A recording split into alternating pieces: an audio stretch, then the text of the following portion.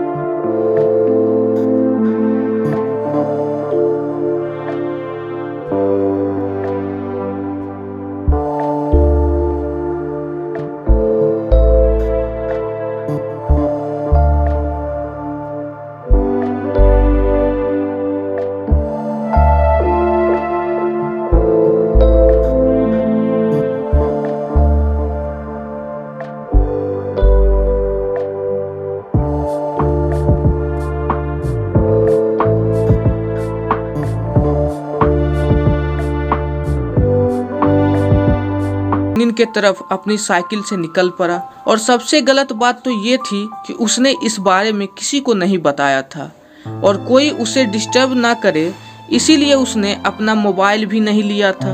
Canine से 24 kilometre की दूरी पे उसने अपनी साइकिल को लॉक किया क्योंकि उसके आगे साइकिल ले जाने का रास्ता नहीं था और कुछ देर बाद वह कैनिन पर पहुंच चुका था और उसे एक्सप्लोर करने लगा। और कैनिन में नीचे उतरते वक्त एक पत्थर फिसल गया और एरन नीचे गिर गया और उसका हाथ उसी 360 किलो के पत्थर के नीचे दब गया, जिस पत्थर के कारण वह गिरा था। कुछ समय के बाद ही एरन समझ चुका था कि वह बहुत बड़ी मुसीबत में फंस चुका है। उसने पत्थर से अपने हाथ को निकालने की बहुत कोशिश की, लेकिन वह कामयाब नहीं हो सका। उसकी किस्मत इतनी खराब थी कि उसके पास सिर्फ 350 मिलीलीटर पानी था और खाने के लिए सिर्फ 2 टोस्ट। और जिस खाई में एरन फंसा था वह खाई इतनी सकरी थी, अगर बचाव दल के हेलीकॉप्टर्स भी वहां आते हैं तो एरन को ढूंढ नहीं पाएंगे। अब 3 दिन गुजर चुके थे और एरन का पानी भी खत्म हो गया था और उसे अब अपना यूरिन पीकर काम चलाना पड़ रहा था। उसने सोचा कि यही उसका अंत है, लेकिन मरने से पहले वह एक आखिरी कोशिश करना चाहता था। उसने अपना हाथ काटने की कोशिश की, लेकिन उसके पास एक मल्टी टूल था जिसमें एक 2 इंच का नाइफ था जो कि उसे एक फ्लैश लाइट के साथ फ्री में मिला था। उसने उस नाइफ को अपने हाथ में घुसा दिया, लेकिन वह समझ गया कि इस नाइफ से उसकी हाथ की हड्डी नहीं कटेगी और वह हताश हो गया। अब पूरे 5 दिन बीत चुके थे। उसके हाथ में ब्लड सर्कुलेशन रुकने के कारण उसका हाथ डिकम्पोज होने लगा था और कमजोरी के कारण वह बेहोश हो गया।